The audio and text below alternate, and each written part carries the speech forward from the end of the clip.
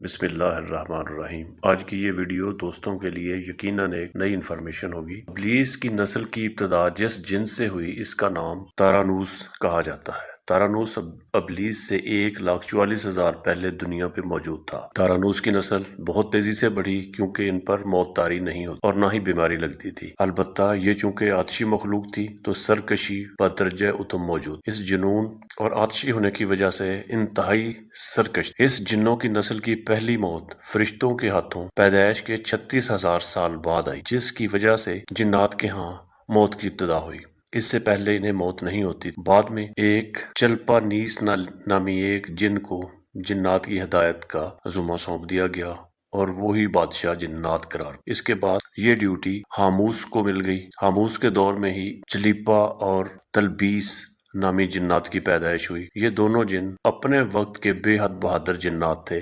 ان کی قوم نے ان کو شاشین کا لقب دیا اور شاشین کا لقب اس کے شیر جیسے سر کی وجہ سے دیا گیا۔ ان دونوں جنات کی وجہ سے ساری قوم کہنے لگی کہ ہمیں اس وقت تک کوئی نہیں ہرا سکتا جب تک ہمارے درمیان شاشین اور تلبیس نامی دو جنات ہمارے درمیان موجود ہیں۔ ان دونوں کی وجہ سے جنات قوم کے آسمان تک رسائی کرنے لگے اور تیسرے آسمان پر جا کر شرارتیں کراتے تھے۔ ایسے میں حکم الہی ہوا کہ فرشتوں نے ان پر حملہ کیا اور عبرتناک شکست دی۔ اسی دوران جب حضرت اسرائیل علیہ السلام کو ابلیس نے دیکھا تو سجدے میں گر گیا۔ ابلیس شروع سے نڈر اور ذہین بچہ تھا۔ اس میں باپ کی بہادری اور ماں کی مکاری کوٹ کوٹ کر بھری ہوئی تھی۔ اس نے ملائکہ کے ساتھ جا کر توبہ کا باقاعدہ اعلان کیا اور پھر فرشتوں سے فیض علم حاصل کرنے لگا۔ علم حاصل کرنے اور ریاضت کا یہ عالم تھا کہ پہلے آسمان پر عابد، دوسرے آسمان پر زاہد، تیسرے آسمان پر بلال، چوتھے آسمان پر والی، پانچویں آسمان پر تقی اور چھٹے آسمان پر قبازان کے نام سے مشہور ہوا۔ یہ وہ وقت تھا جب یہ فرشتوں کو سکھاتا تھا۔ ساتویں آسمان پہ یہ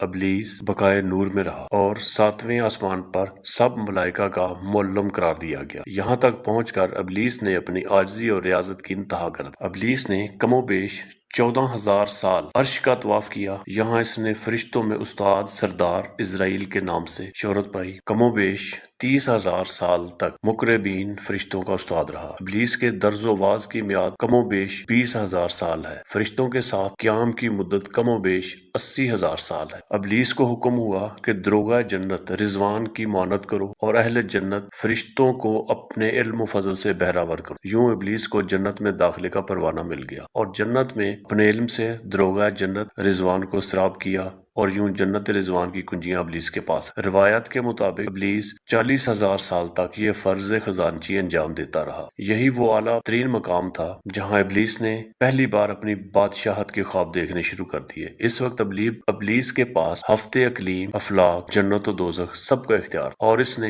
چپے چپے پہ سجدے کیے، مگر یہاں پہ ابلیس عاجزی سے پہلی بار بھٹکا اور خود کو بادشاہ بنانے اور رب بنانے کے چکر میں خواب دیکھنے شروع کر دیے۔ کئی ملائکہ کے سامنے ربوت کی بات بھی کی مگر ملائکہ کے انکار کے سبب چپ ہو گیا اور یوں نظام چلتا رہا، مگر اس سب سے اللہ تعالیٰ کی ذات بے خبر نہ تھی۔ پھر آدم علیہ السلام کی تخلیق کا مرحلہ آیا، جیسے قرآن مجید میں واقعات بیان ہوئے ہیں۔ ابلیس آدم علیہ السلام کو جز مرحلہ وار مختلف اقسام کی مٹی سے تخلیق ہوتا دیکھتا رہا اور چپ رہا، مگر جیسے ہی اسے معلوم ہوا کہ یہ آدم علیہ السلام اللہ تعالیٰ کا نائب ہے تو اس نے واویلا شروع کر دیا، اپنی عبادات اطاعت کا واسطہ دیا، پھر طنز کیا کہ مجھ جتنی عبادات کس نے کی ہیں، اور آدم علیہ السلام کو سجدہ کرنے سے انکاری ہوا۔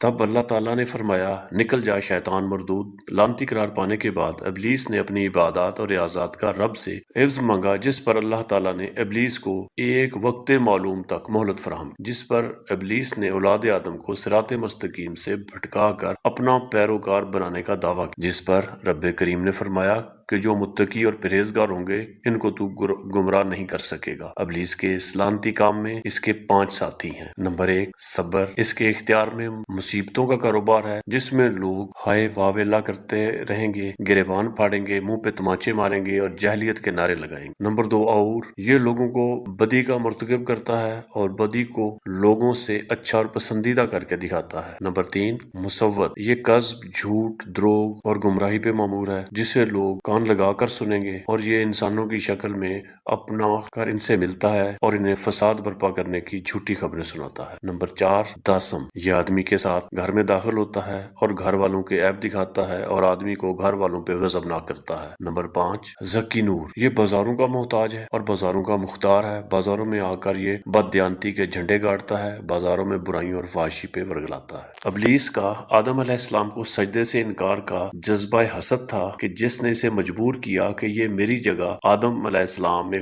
یعنی خاکی کو کیوں ملی۔ یہ اس کا جذبہ تکبر اور غرور تھا کہ میں اعلیٰ ہوں، اور اس ایک سجدے کے انکار کی بات نہیں تھی، بات اطاعت سے سرکشی کی تھی، شرک کی تھی۔ ابلیس نے دل میں خود کو رب مان لیا تھا اور اسی شرک عظیم کی بدولت ابلیس تا قیامت رسوا اور لعنتی ٹھہرا اور اولاد آدم کو بھٹکانے کے لیے آزاد قرار پایا۔ حاصل نتیجہ یہ ٹھہرا کہ رب کریم نے انسان کو عبادات، عاجزی، علم و دانش سے کچھ غرض نہ ہے۔ رب کریم صرف دیکھتا ہے کہ دل میں اطاعت و فرما برداری کتنی ہے اور اسی بنیاد پہ تقوی اور پرہیزگاری کے درجے قرار پاتا۔ ابلیس سے متعلق تمام معلومات صحیح بخاری، صحیح مسلم، سنن ابن ماجہ، سنن ابی داؤد، کتاب شرح سیوطی، مستدرک حاکم، کتاب الحکم، نہج البلاغہ، سید رضی، شرح نہج البلاغہ، کتاب غر الحکم، ابن حشام، کتاب توحید، شیخ صدوق اور بہت سی دوسری کتابوں سے حاصل کی گئی ہیں۔